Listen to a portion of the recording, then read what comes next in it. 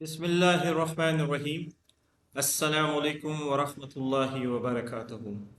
मेरा नाम homeopathic doctor Mohammad Khurram है और मैं एक क्लासिकल होम्योपैथिक डॉक्टर हूँ। ये वीडियोस मैं सिर्फ होम्योपैथिक डॉक्टर्स और होम्योपैथिक स्टूडेंट्स के लिए बना रहा हूँ। इस वीडियो का उन्वान है पोसोलॉजी मैनेजमेंट इन होम्योपैथिक। मुझे कमेंट्स में बहुत सारे डॉक्टर्स ने ये रिक्वेस्ट की थी कि आप पोसोलॉजी पे एक लेक्चर दें, तो मैंने कहा था इंशाल्लाह कोशिश करूँगा मैं। तो आज मैंने सोचा कि मैं इस पे आपको कुछ डिटेल्स से कुछ ऐसी बातें बताऊं जो आपके फ़ायदेमंद हों। असल में ये जो डॉक्टर्स हैं जो मुझे कमेंट्स करते हैं वो ख़ास कर इंडिया के डॉक्टर्स हैं, और मुझे इस चीज़ पे बड़ा अफसोस होता है कि मैं जो इल्म दे रहा हूँ मेरा पाकिस्तानी डॉक्टर उसको नहीं सुनता और ना उस पर अमल करता है, और उसकी वो अप्रोच नहीं है क्योंकि वो ना पढ़ता है ना अपने आप को अपग्रेड करता। तो ये एक वर्ड है पोसोलॉजी। मेरे ख़्याल से मैंने यूट्यूब पे इस कमेंट के बाद जब सर्च किया तो मुझे हैरत भी हुई और अफसोस भी हुआ कि इस पे किसी पाकिस्तानी डॉक्टर का कोई लेक्चर मौजूद नहीं, कोई नॉलेज मौजूद नहीं है। हालांकि हमारे पाकिस्तान में बहुत अच्छे अच्छे डॉक्टर्स हैं, लेकिन मुझे नहीं समझ आती कि वो अपने साथ इस इल्म को साथ लेके जाना चाहते हैं या लोगों तक फैलाना चाहते हैं। तो मेरी उनसे रिक्वेस्ट है कि अल्लाह ने अगर उनको इल्म दिया है तो वो कोशिश करे पूरी दुनिया में पहले अपने घर से स्टार्ट करें, फिर अपने शहर से स्टार्ट करें, फिर मुल्क, फिर दुनिया में जाए, ताकि वो एक सदका जारिया हो। और वो जो इल्म जिन जिन डॉक्टर्स तक पहुँचेगा और वो डॉक्टर्स अपने पेशेंट्स का उस इल्म के मुताबिक इलाज करेंगे और वो पेशेंट ठीक होंगे तो उसमें उनका हिस्सा होगा, उसका उनको सवाब मिलेगा, क्योंकि उन्होंने एक सही और एथेंटिक इल्म लोगों तक पहुंचाया। तो फिर मैंने सोचा कि हालांकि ये रिक्वेस्ट 2-3 दिन हुए मुझे आई है, लेकिन मैंने इस पे बहुत जल्दी क्यों की कि मैं इस पे एक लेक्चर दूँ। उसकी वजह ये थी कि भाई इस पे तो कोई लेक्चर ही नहीं हमारे पाकिस्तानी डॉक्टर का।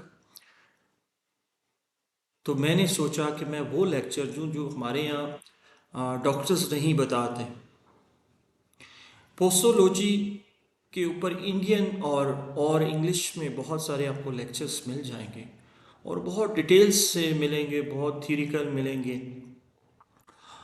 आप सुनेंगे तो एक ही बात हर कोई कर रहा होगा, लेकिन जिस तरह मैं लेक्चर्स देता हूँ एक स्टोरी की सूरत में, या इस तरीके से मैं कोशिश करता हूँ कि मैं अपने डॉक्टर्स को पढ़ाऊँ या उनको लेक्चर दूँ या उनको इल्म ट्रांसफ़र करूँ कि वो उनको कभी भूले ना और बहुत आसानी से उनके दिमाग में बैठ जाए। एक तो वो बोर ना हो, दूसरा उनको इतनी बड़ी बड़ी बुक्स को उठा के थ्योरिकल तरीके से पढ़ने की ज़रूरत पेश ना आए।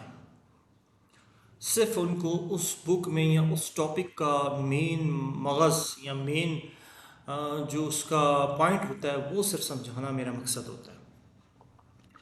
जैसे कि आपको पता है कि ये पोसोलॉजी वर्ड जो है ये इंग्लिश का नहीं है, ग्रीक वर्ड है। ये हमारे और वे ऑफ ट्रीटमेंट्स में भी इसको यूज़ किया जाता है, एलोपैथिक वे ऑफ ट्रीटमेंट में भी ये वर्ड यूज़ किया जाता है। इसके मायने होते हैं, अगर मैं उर्दू ज़ुबान में आपको समझाऊं, क्योंकि मेरी कोशिश है कि मैं उर्दू बोलता हूँ ज़्यादातर, क्योंकि हमारा जो मेरी ज़्यादातर कोशिश है कि हमारे यहाँ पाकिस्तान में जो डॉक्टर्स हैं उनको आसान ज़ुबान में समझ आए, और हमारी मादरी ज़ुबान भी जो है उर्दू है, कौमी ज़ुबान भी उर्दू है। इसलिए तो कोशिश यही किया जाए कि हम जो है ना आसान ज़ुबान में अपने डॉक्टर तक एक मैसेज कन्वे करें। इसके मायने होते हैं मैनेजमेंट ऑफ मेडिसिन, कि आप कोई भी मेडिसिन किसी भी पेशेंट को दे रहे हैं वो किस तरीके से देंगे। पोसोलॉजी की एक समझ लें, एक पॉइंट अपने जहन में रखें कि इसके मायने हैं कि आप कोई भी मेडिसिन पेशेंट की निकालते हैं तो उसको किस तरीके से देना है, उसको किस लेवल पे देना है, उसकी पोटेंसी क्या होनी चाहिए, उसका लेवल ऑफ एनर्जी क्या होना चाहिए। तो ये आसान ज़ुबान में आपको मैंने एक इसका पूरा एक समझ लें टॉपिक समझा था।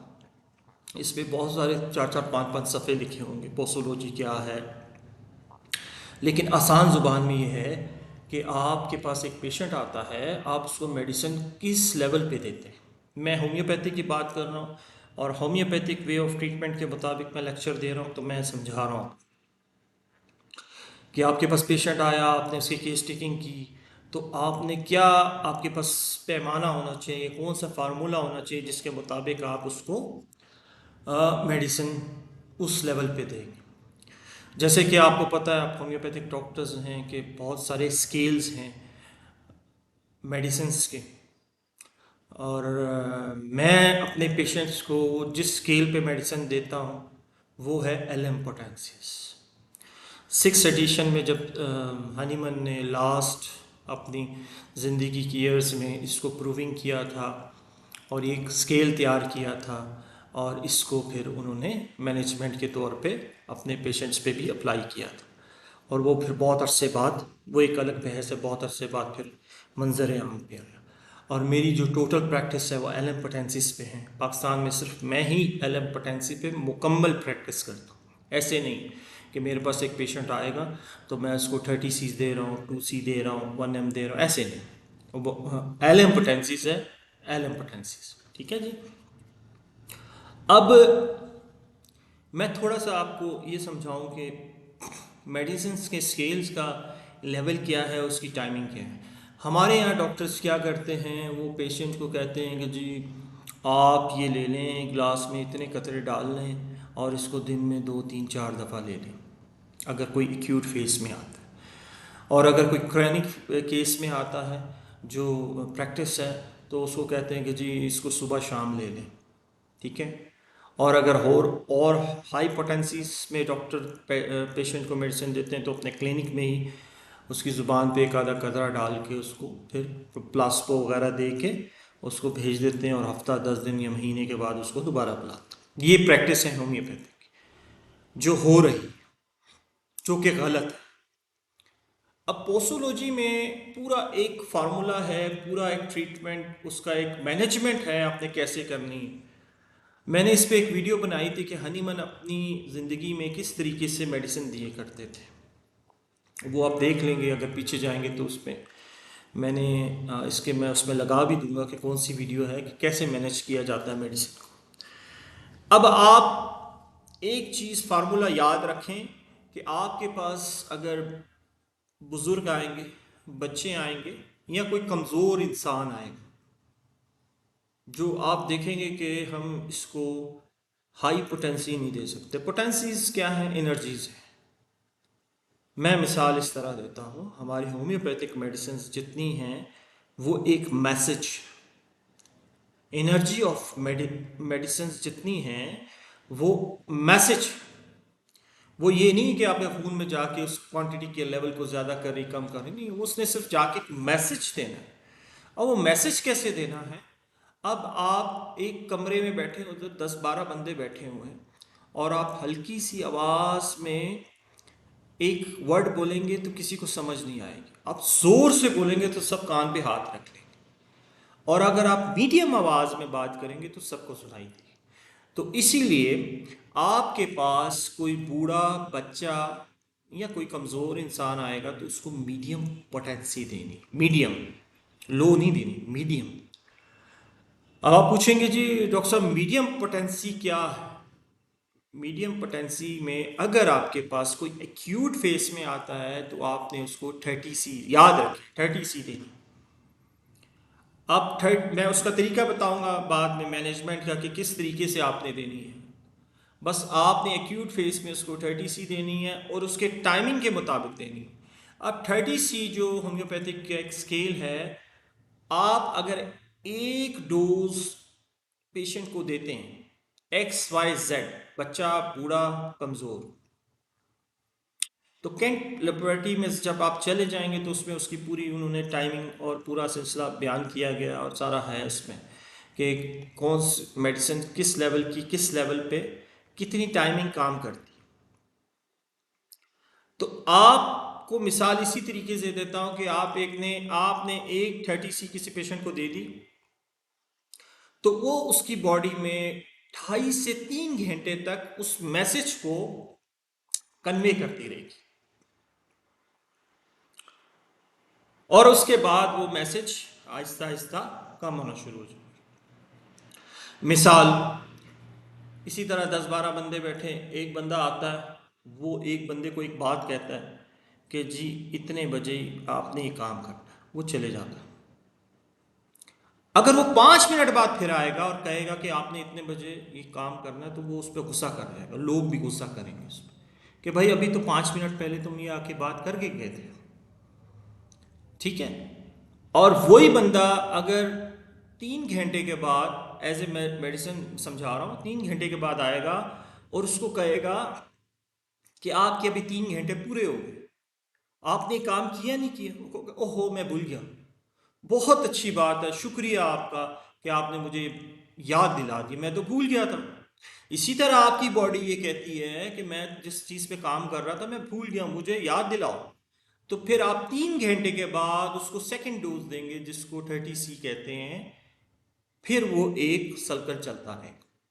तो जो 30C है उसकी मैनेजमेंट ये है कि वो 2.5 से 3 घंटे तक पेशेंट के अंदर मैसेजेस का काम करती है या उसको उसकी वाइटल फोर्स को समझा रही होती कि इधर ये प्रॉब्लम।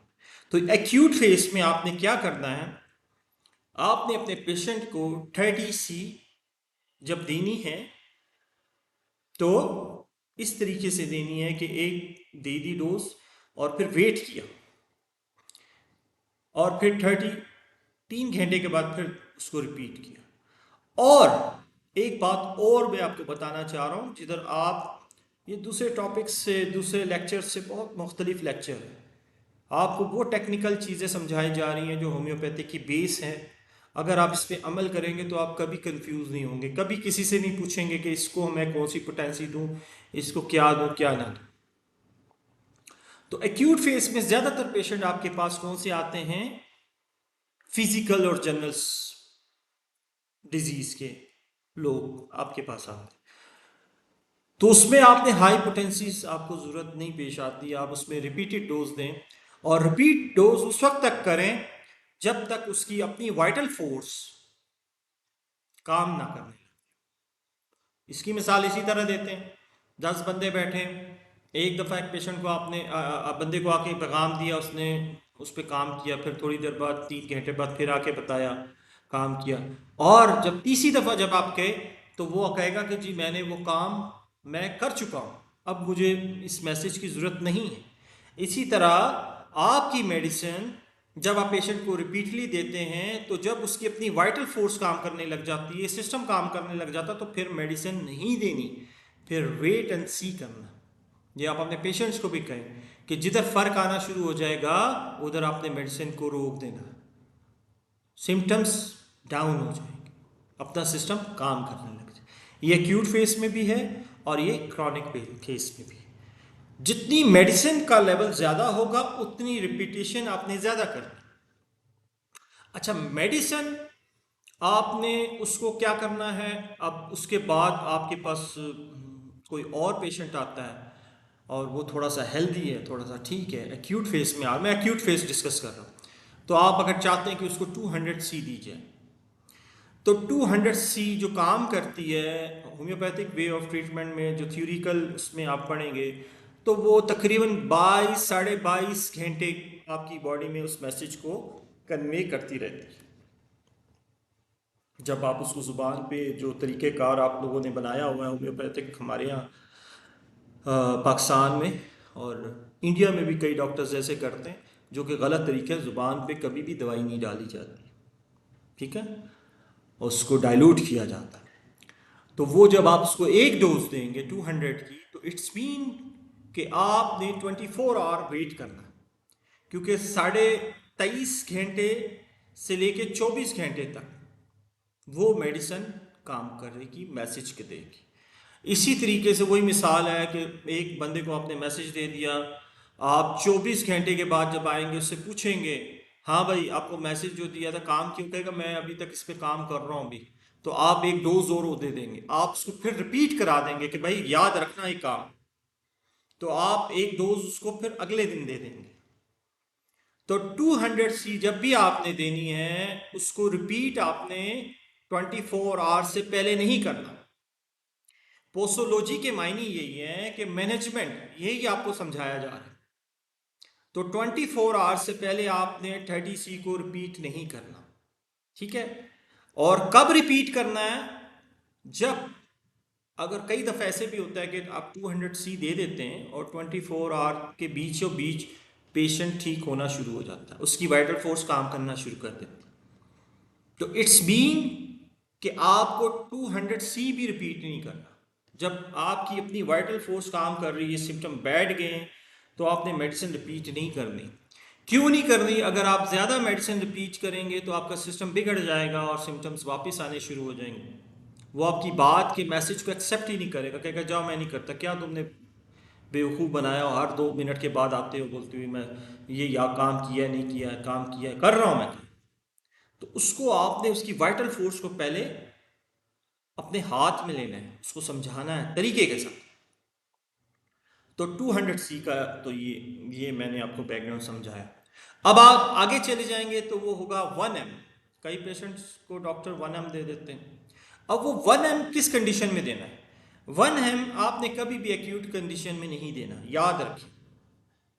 एक्यूट फेज में 1 M नहीं देना, जरूरत ही नहीं है, ठीक है। मैंने मिसाल शुरू में दी कि 10-12 बंदे बैठे हैं, एक बंदा आकर चीखता है, ढोल बजाता है कि तुमने ये काम करना है, उसको तो लोग पिटाई करके निकाल देंगे। उसको लोग कहेंगे भाई तुम आराम से भी बात कह सकते हो, मुझे समझ आता है। क्योंकि जब आपके पास एक्यूट फेस आता है तो आपकी वाइटल फोर्स में कुछ आपके पैरामीटर्स हैं वो डिस्टर्ब हुए होते हैं, तो उसके लिए हाई पोटेंसी की ज़रूरत नहीं पड़ती। तो वो हल्का सा आके एक मैसेज देता है, आपकी वाइटल फोर्स खुद ब खुद इन्हांस होती है, वो जो वाइटल पैरामीटर्स होते हैं उसको नॉर्मल करता है और आप एक्यूट फेज से निकल चुके होते हैं और आप ठीक हो जाते हैं। तो ये बात याद रखें, आप जितने भी जूनियर डॉक्टर्स हैं ये चीज़ याद रखें कि आपने कभी भी 1 M नहीं देनी एक्यूट फेस, याद रखिए, ठीक है जी। अब एक्यूट फेस क्या करती है, अगर किसी ने किसी को 1 M दे भी दी है माइंड सिम्टम्स के मुताबिक, तो उसका वेट कितना है, कितनी देर वेट किया जाए। पहली बात, अगर तो उसके सिम्टम्स दोबारा नहीं आ रहे तो आपने वेट करना है, उसके सिम्टम आपके सिस्टम खुद उसको ठीक कर रहा है। जहां उसके सिम्टम्स उठेंगे वापस आना शुरू हो जाएंगे तो फिर आपने उस मेडिसिन को या तो रिपीट करना है, ठीक है, या उससे अगली पोटेंसी देनी। और इसकी टाइमिंग है 30 डेज, 28 डेज लिखा हुआ, 28-29 दिन लिखे हुए हैं, डेज लिखे। लेकिन आपने अब 28-29 दिन का तो आप कोई वो रखेंगे नहीं, एक आधा दिन ऊपर भी हो जाए कोई प्रॉब्लम नहीं है। तो आपने 30 दिन के बाद अगली डोज उसको देनी है। अगर आप किसी पेशेंट को बना के देते भी हैं डोजेस तो उसको आपने मंथली देनी, ठीक है जी। ये हो गया 1 M। अब आगे 10 M। हमारे यहाँ तो बहुत हाई पोटेंसीज को ऐसे इस्तेमाल किया जाता है जैसे टिकी टॉफ़ी खिला रहे हैं, और ऐसे रिपीट किया जाता है कि बस दे ही जाओ।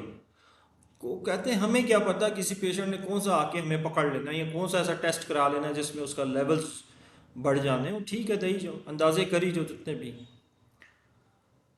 तो अगर आप किसी को 10 M देते हैं तो इट्स मीन 6 मंथ, 5 महीने समथिंग मेडिसिन आपकी बॉडी में मैसेज करती रहेगी। अगर आप किसी को 10 M दें उसका असर रहेगा, क्योंकि आपने ज़ुबान पे डायरेक्ट डाल दिया या उसको उसके उसमें वाइटल फोर्स को मैसेज चले गया, तो वो मैसेज उसको 6 महीने तक कन्वे होता रहेगा, होता रहेगा, होता रहेगा, होता रहेगा। उसकी एनर्जी आपकी बॉडी में रहेगी। तो जब आप 6 महीने के बाद देखेंगे कि अगर आपको ज़रूरत पेश आएगी तो आप उसको दोबारा भी रिपीट कर सकते हैं 10 एम को, और नहीं तो आप फिर उससे अगली पोटेंसी के बारे में सोचते हैं, लेकिन इस हद तक नहीं जाना। मैं अपने जितने डॉक्टर्स को कह रहा हूँ, इस हद तक आपने नहीं जाना। आपने पेशेंट की जान को ख़तरे में नहीं डालना।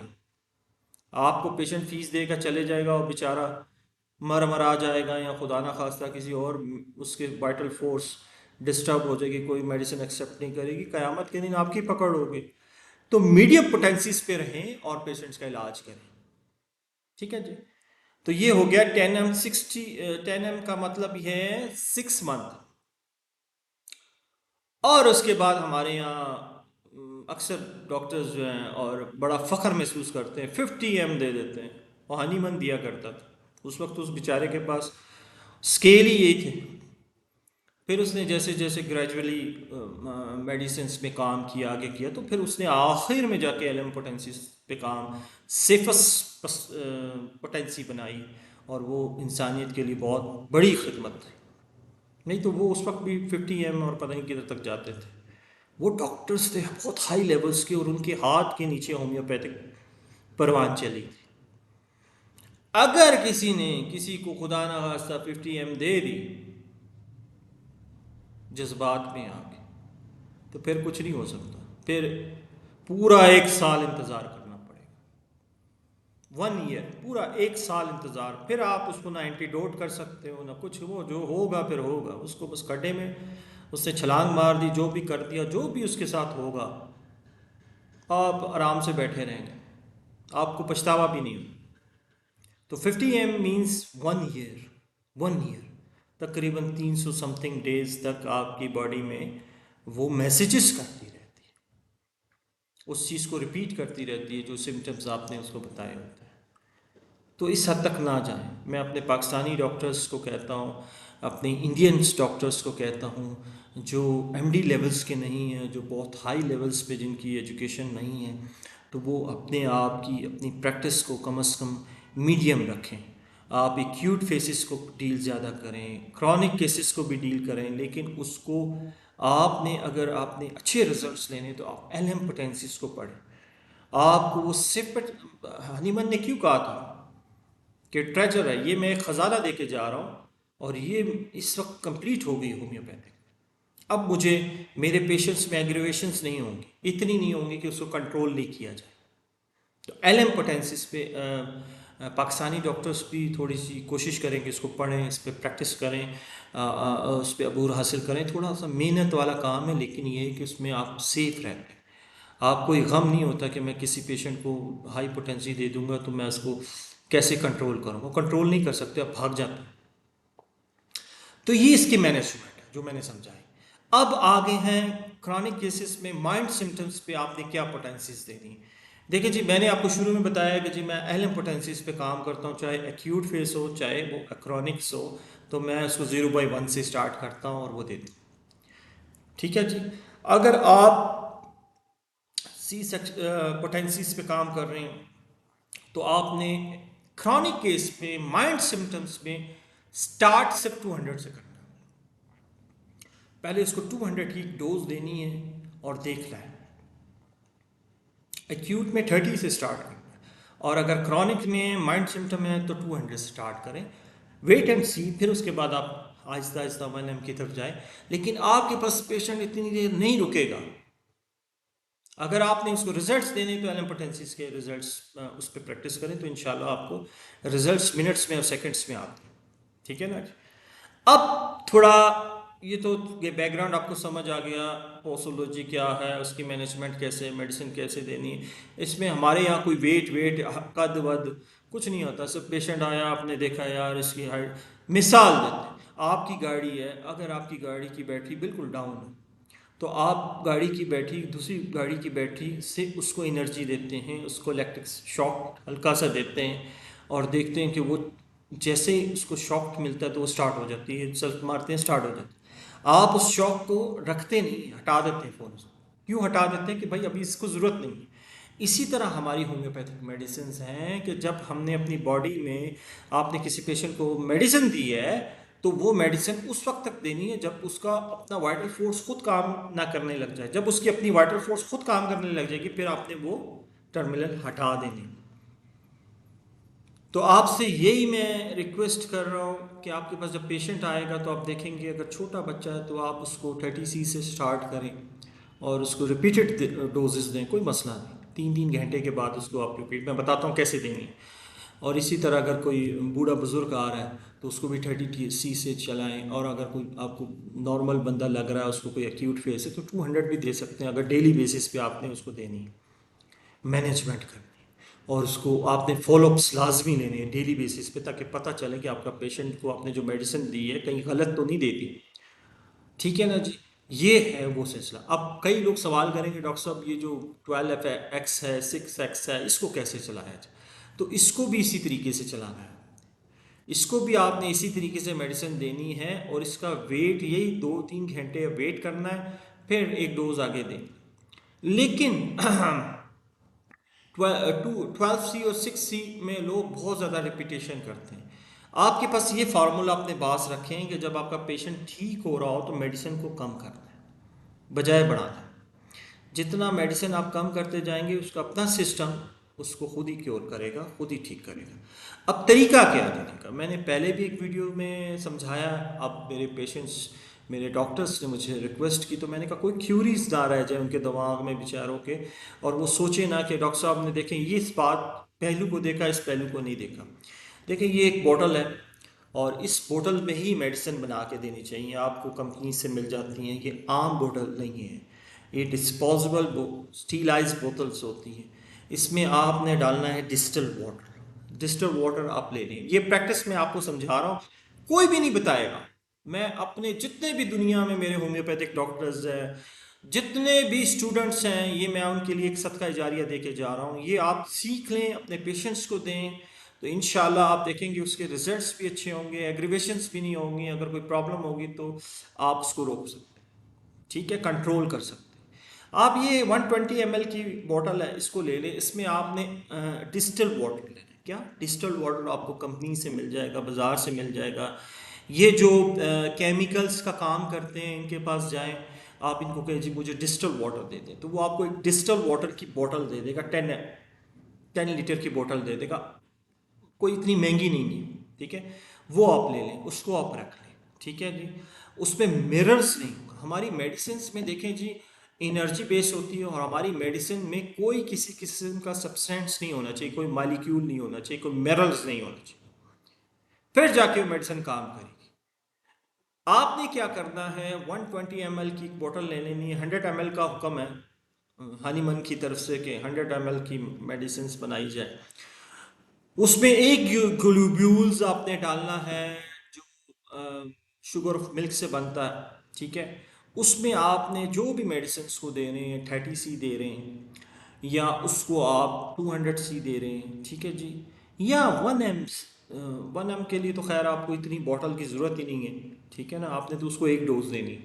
लेकिन अगर आप उसको 30C और 200C की या 12C की या 6C की आप सॉरी 12X की या 6X की कोई मेडिसिन बना के देनी है, कोई एक हफ्ते के लिए, 2 दिन के लिए, 4 दिन के लिए, तो आपने उसको इस तरीके से बना के देनी है। इसी तरह उस पर लेबलिंग कर लेनी है, आपने मेडिसिन का नाम लिख लेना है, उसका पेशेंट का नाम लिख लेना, डेट लिख लेनी है, ठीक है जी।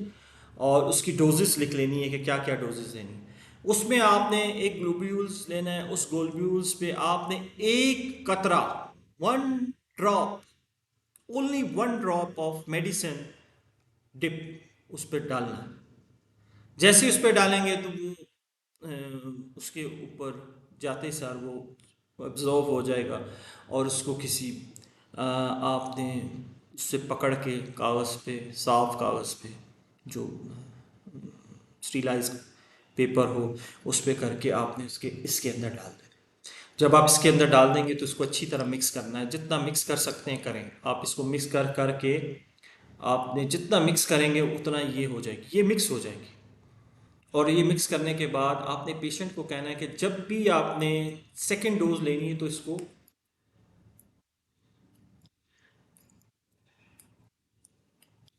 10 जग्स दे के सेकेंड डोज को अप्लाई करना है।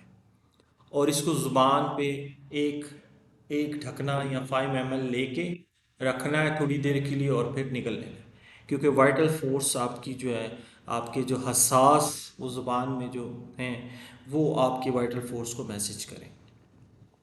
और जब आपने मेडिसिन देनी है तो उसको कहना है कि मुंह अच्छी तरह साफ़ कर लें, टूथब्रश टूथब्रश कर लें या साफ़ सुथरा मुंह धो लें, कुली कर लें, फिर है मेडिसिन। ये है मैनेजमेंट, पोसोलॉजी। अब जब आप पानी में मेडिसिन देंगे तो वो उसकी एग्रीवेशंस कम होंगी।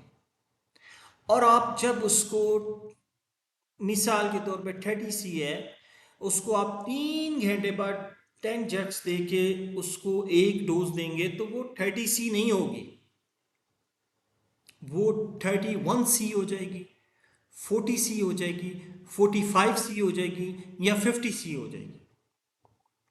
हनीमन ने कहा था कि जब भी मेडिसिन आप रिपीट करें तो उस डोज को उस लेवल पे रिपीट नहीं करना, उससे अगला लेवल। तो ये एक तो स्लो में आ जाएगा, ठीक है। और स्टेप बाय स्टेप उसकी पोटेंसी बढ़ती जाएगी, स्टेप बाय स्टेप वो ठीक होना शुरू हो जाएगा। इसी तरह आप इस पर 200 सी डाल देंगे और उसको कहेंगे कि जी रोज आपने 24 आवर के बाद ये मेडिसिन लेनी है, ठीक है। तो आपने उसको जब एक डोज दे दी सामने, फिर उसको कहना है कि आपने अगले दिन इसको 10 डेज 10 करके उसको एक डाल के उसको कहना लेना है। तो वो 200 सी नहीं होगी, वो 205 हो जाएगी, 2010 हो जाएगी, 2015 हो जाएगी। मतलब वो उसकी पोटेंसी थोड़ी सी इंक्रीज हो जाएगी। तो ये हमारे होम्योपैथिक लॉ को भी फॉलो करेगी, हनीमन लॉ को भी फॉलो करेगी, और पेशेंट आपका क्योर होना शुरू हो जाएगा। ये मैंने आपको वो बात बताई है जो कोई भी नहीं बताता, पोसोलॉजी में किसी ने भी ये नहीं बताया। मैनेजमेंट बताया, ग्रीक वर्ड वर्ड होता है, ये होता है, वो होता है, ऐसे होता है, वैसे।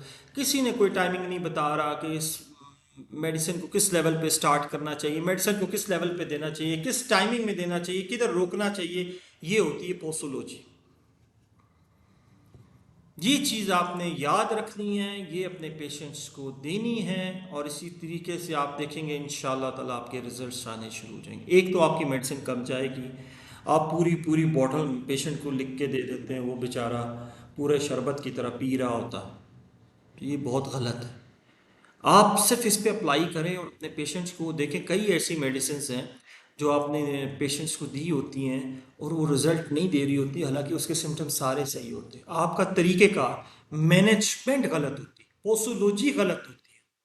तो ये पोसोलॉजी पे मैंने वो लेक्चर दिया है, शायद मेरे ख्याल से किसी ने इस पे कोई बात की हो, ना मैनेजमेंट के बारे में बताया हो, ना उसकी टाइमिंग के बारे में बताया हो। इससे आप प्रैक्टिस इंशाल्लाह शुरू करें और आपको इसमें बहुत ज़्यादा रिजल्ट्स मिलेंगे, अच्छा, और आप मुतमईन होंगे, आप सुकून में होंगे। आप अपने पेशेंट को जब मेडिसिन देंगे तो आपको पता होगा कि मैं अपने हाथ से बना के दे रहा हूँ, और मेडिसिन जो है ना एग्रीवेशंस नहीं करेंगी, क्योंकि वो वाटर डोजेस पे जा रही है। वाटर डोज की जो मेडिसिन है वो आपके एक एक सेल तक जाते हैं, ब्रेन के सेल तक भी जाती है मेडिसिन।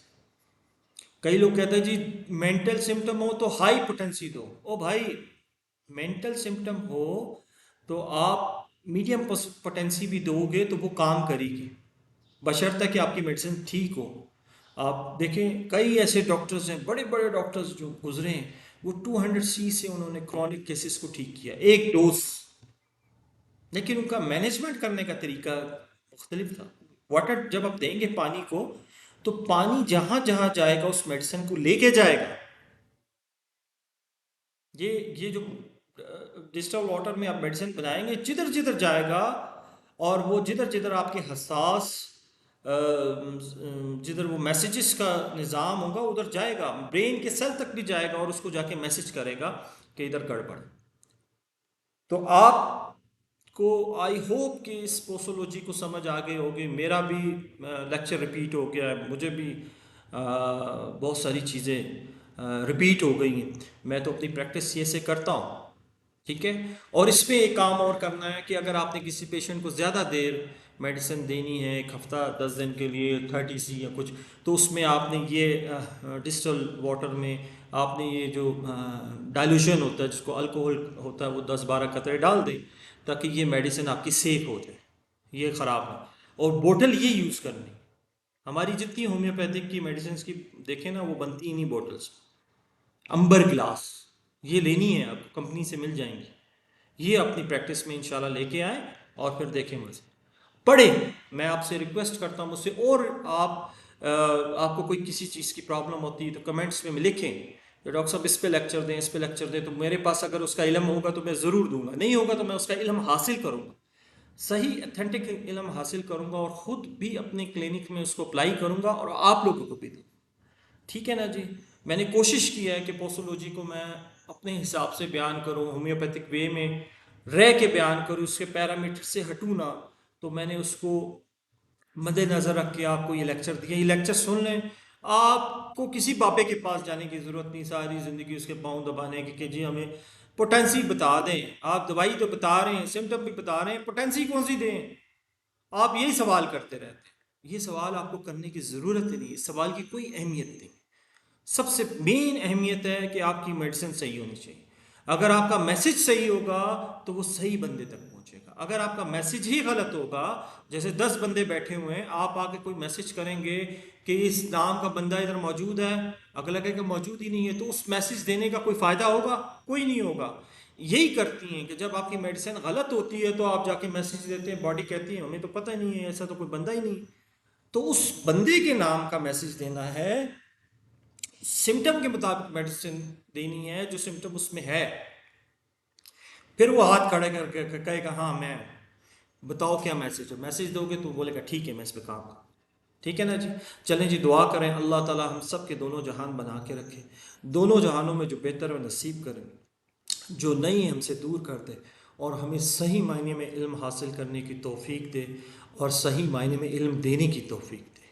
ठीक है ना जी। अल्लाह हाफिज़।